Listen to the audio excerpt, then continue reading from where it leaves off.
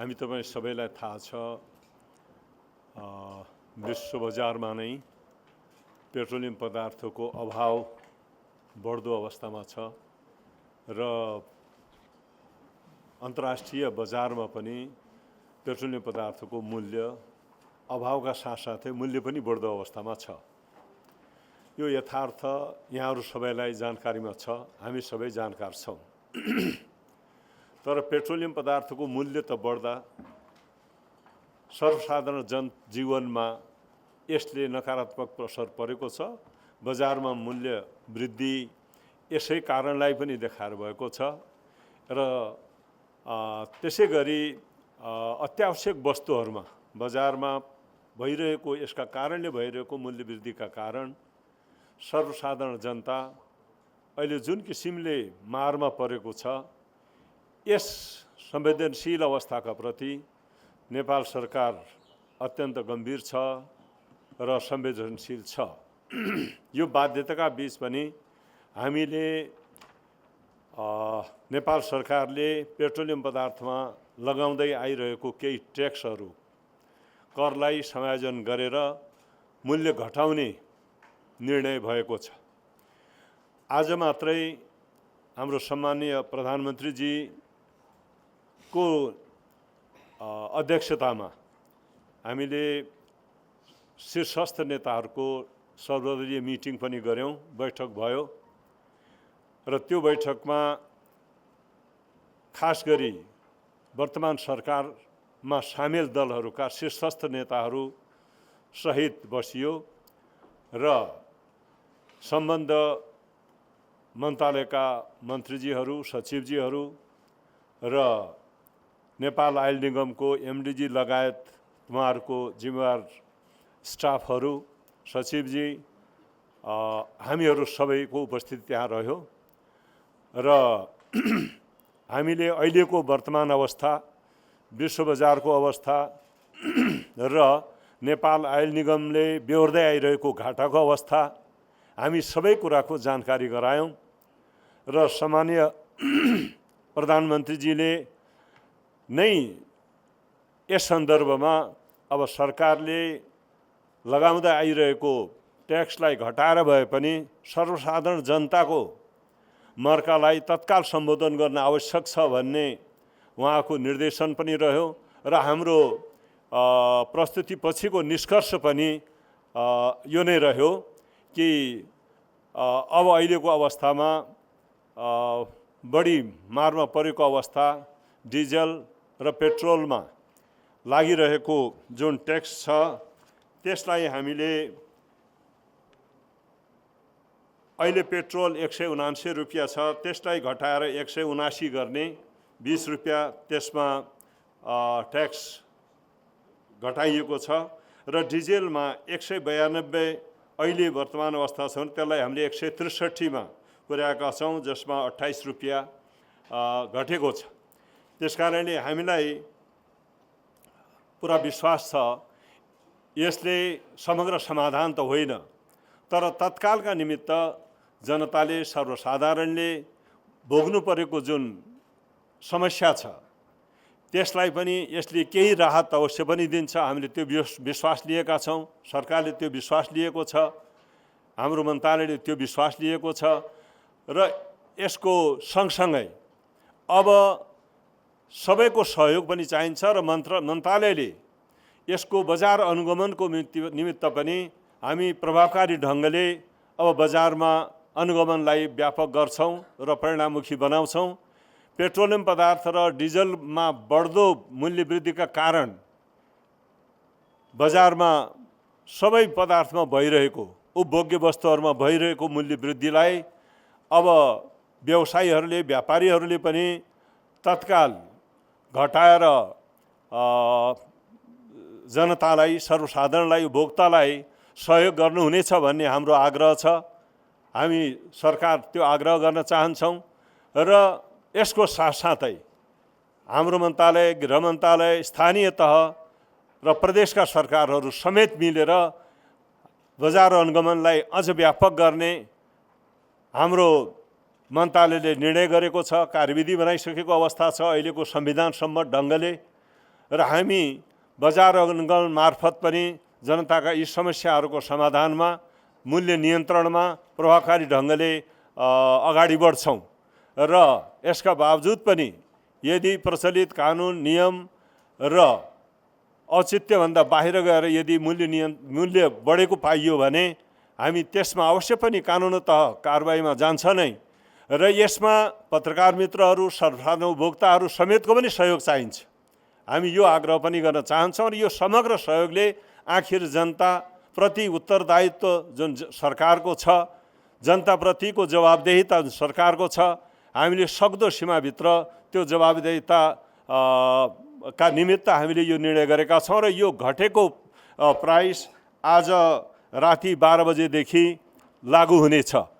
र अब यो नै हो अहिले हामीले यहाँ जानकारी दिन चाहेको विषय यही हो। आजको हाम्रो निर्णयलाई पत्रकार समक्ष हामीले सार्वजनिक गरेका छौँ। यसमा यहाँहरूको पनि सबै किसिमले सहयोग हुन्छ भन्ने हाम्रो अपेक्षा छ, आग्रह छ। पेट्रोलियम पदार्थमा लागिरहेको ट्याक्स घट्ने बित्तिकै मूल्य स्वतः घट्छ।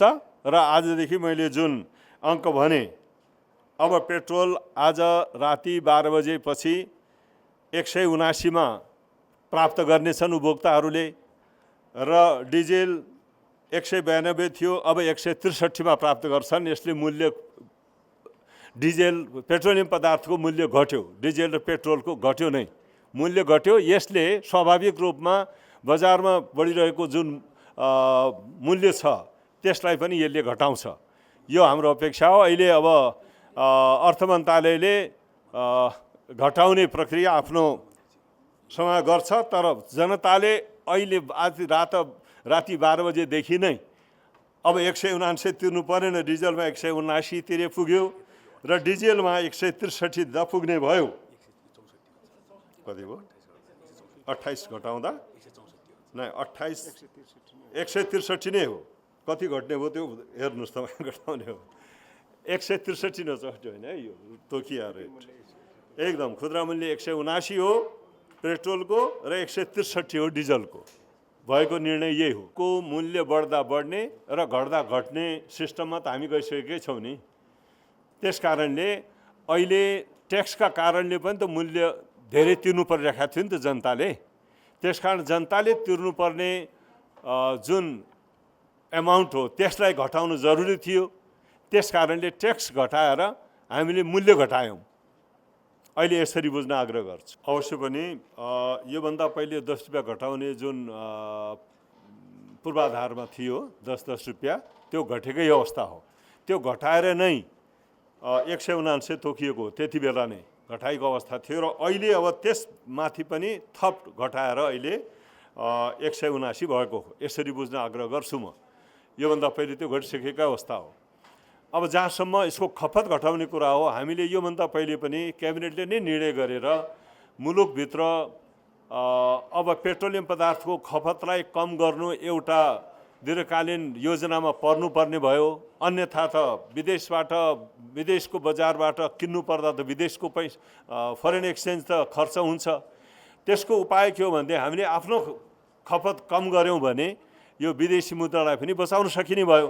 त्यस कारणले यसका सन्दर्भमा 20% घटाउनका निमित्त हामीले यसपटक पनि हामीले बजेटमा राखेका छौँ। कम्तीमा सिंहदरबारभित्र प्रयोग भइरहेका एलपी ग्यासका सिलिन्डरहरू हटाएर कम्तीमा हामी विद्युतीय चुलोहरूको प्रयोग गर्छौँ र त्यसै गरी सर्वसाधारणलाई पनि विद्युत चुलोको प्रयोग गरेर पेट्रोलियम पदार्थमाथि एलपी ग्यासमाथिको निर्भरतालाई कम गरौँ र विद्युत प्रयोग गर्दा केही सहुलियत दिउँ ताकि जनतालाई त्यसले पाउने सहुलियत पाओस्। यो नीति अहिले पनि हामीले लिइरहेका छौँ र त्यसै गरी हामी एउटा उच्चस्तरीय कार्यदल बनेको छ। हाम्रो योजनाका उपाध्यक्षजीको नेतृत्वमा, संयोजकत्वमा र त्यसभित्र हाम्रा विषयहरू अब अन्य छलफल गरेर हामीले तत्कालै छिटोभन्दा छिटो नै हामीले अब सरकारी कार्यालयहरूमा